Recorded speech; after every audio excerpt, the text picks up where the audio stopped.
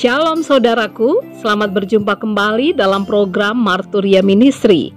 Hari ini tentunya kita masih diliputi dengan rasa syukur kepada Allah untuk berbagai kebaikan yang Tuhan selalu nyatakan dalam hidup kita. Sekalipun kita berada dalam kondisi yang sangat terbatas, bahkan lemah, tentunya itu tidak akan pernah membatasi kasih dan anugerah Tuhan yang akan senantiasa menyentuh kehidupan kita. Hari ini kita juga berterima kasih kepada Tuhan untuk pertambahan usia bagi setiap kita yang boleh mengalaminya, baik itu kelahiran maupun perkawinan. Karena itu kami mengucapkan selamat merayakan pertambahan usia bagi Bapak Lamson Freddy Tumanggor, dan juga ulang tahun perkawinan bagi Bapak Stefanus Moren Tarigan dan Ibu Agustina BN Sihombing. Tuhan Yesus memberkati dan menyempurnakan sukacita Bapak Ibu Saudara sekalian. Hari ini firman Tuhan akan menyapa kita kembali. Sebelum kita membaca dan merenungkan firman Tuhan, mari kita berdoa. Tuhan Yesus yang sungguh baik, kami berterima kasih karena Tuhan sungguh mengasihi kami. Terima kasih firman-Mu boleh diperdengarkan kembali bagi kami. Tuntunlah dalam Roh Kudus-Mu agar kami dapat mengerti dan memaknainya dalam hidup beriman kami. Di dalam nama Tuhan Yesus kami berdoa. Amin. Bacaan Alkitab kita hari ini terambil dari kitab Injil menurut Matius pasal yang ke-13 ayat 10 hingga ayat 15 yang menyatakan, "Maka datanglah murid-muridnya dan bertanya kepadanya, 'Mengapa engkau berkata-kata kepada mereka dalam perumpamaan?' Jawab Yesus, 'Kepadamu diberi karunia untuk mengetahui rahasia kerajaan sorga, tetapi kepada mereka tidak. Karena siapa yang mempunyai kepadanya akan diberi sehingga ia berkelimpahan, tetapi siapa yang tidak mempunyai apapun juga yang ada padanya akan diambil daripadanya. Itulah sebabnya aku berkata-kata dalam perumpamaan kepada mereka, karena sekalipun melihat, mereka tidak melihat, dan sekalipun mendengar, mereka tidak mendengar dan tidak mengerti.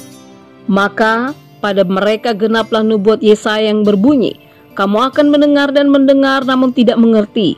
Kamu akan melihat dan melihat namun tidak menanggap. Sebab hati bangsa ini telah menebal dan telinganya berat mendengar dan matanya melekat tertutup, supaya jangan mereka melihat dengan matanya dan mendengar dengan telinganya dan mengerti dengan hatinya, lalu berbalik sehingga aku menyembuhkan mereka.'"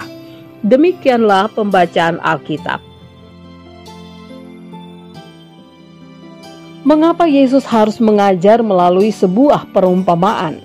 Demikianlah pertanyaan yang diungkapkan oleh para murid kepada Yesus ketika Yesus sedang mengajar pada waktu itu. Yesus kemudian memberikan penjelasan bahwa ternyata untuk dapat mendengar dengan baik membutuhkan karunia atau anugerah Allah. Bukankah hal ini menarik? Semua orang bisa mendengarkan, tetapi untuk bisa memahami firman Tuhan, kita butuh anugerahnya. Tanpa anugerahnya, maka kita sekedar mendengar dan hanya menginterpretasikan firman atau perintah Tuhan dengan sekehendak hati sendiri. Oleh sebab itu, kepada para muridnya, ia mengatakan, untuk bisa memahami dibutuhkan karunia, dan oleh karena itulah anugerah Allah diberikan kepada para muridnya supaya mereka bisa memahami ucapan-ucapan Yesus. Anugerah adalah kunci agar kita bisa memahami firman Tuhan. Ini bukan berarti bahwa Tuhan sengaja membuat firman-Nya menjadi sesuatu yang sulit. Sebaliknya, kita justru harus bersyukur karena ternyata syarat untuk memahami firman Allah bukanlah karena kita memiliki begitu banyak gelar atau kemampuan otak yang luar biasa supernya, melainkan karena hati yang mau mendengar dan mengasihi Tuhan.